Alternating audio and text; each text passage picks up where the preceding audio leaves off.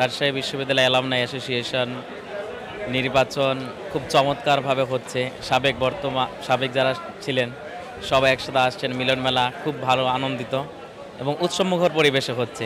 বিগত সময়ে রাজশাহী বিশ্ববিদ্যালয় অ্যালামনাই অ্যাসোসিয়েশন ছিল, এটা আমরা জানতাম না সাবেকরা। মাত্র ১,০০০ জন বা ১,৫০০ মতো অ্যালামনাই অ্যাসোসিয়েশনের সদস্য ছিল এবং সেখানে আমরা দৃশ্যমান কোনো নির্বাচন দেখি নাই, সে হাইপও দেখি নাই। কিন্তু এবার ভোটার সংগ্রহ এবং রেজিস্ট্রেশন থেকে শুরু করে এই নির্বাচনে একটা উৎসবমুখর পরিবেশ আছে এবং সাথে সাথে দেখতে পাচ্ছি নির্বাচনকে বানচাল করার জন্য একটা গোষ্ঠী তৎপরতা চালিয়েছেন। সব কিছু মারিয়ে আজকে যে নির্বাচনে উৎসবমুখর পরিবেশ, আপনি দেখবেন যে ঢাকা বিশ্ববিদ্যালয় একটা সেন্টারে হচ্ছে, সেখানে সকাল থেকে এখন পর্যন্ত উৎসবমুখর পরিবেশও হচ্ছে, আবার রাজশাহী বিশ্ববিদ্যালয়ে উৎসবমুখর পরিবেশও হচ্ছে।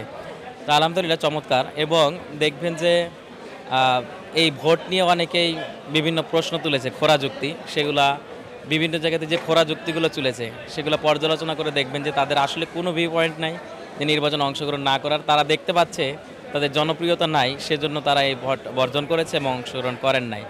এবং উৎসবমুখর পরিবেশ হওয়ার কারণ দীর্ঘদিন তারা ফ্যাসিস্ট আমলের নির্বাচনে অংশগ্রহণ করতে পারে নাই, ভোট দিতে পারে নাই। একটা ফেয়ার নির্বাচনে অংশগ্রহণ করছেন এবং সেটার মাধ্যমে তিনি তৃপ্ত হতে চান, সেজন্য আজকে সবাই ভোট দিতে আসছে আলহামদুলিল্লাহ।